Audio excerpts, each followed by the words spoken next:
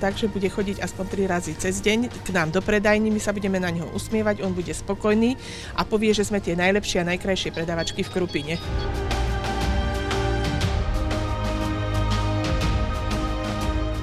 No, naša prevádzková jednotka by som bola rada, keby sa trošku zväčšila, že by bola väčšia a že by aspoň vypadala tak ako supermarket.